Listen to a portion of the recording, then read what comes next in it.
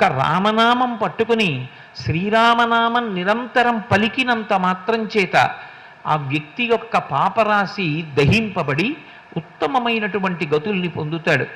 అంత మాత్రం చేత ప్రతి వ్యక్తి భగవన్నామాన్ని పలుకుతానంటే పలకడం సాధ్యం అవుతుందా?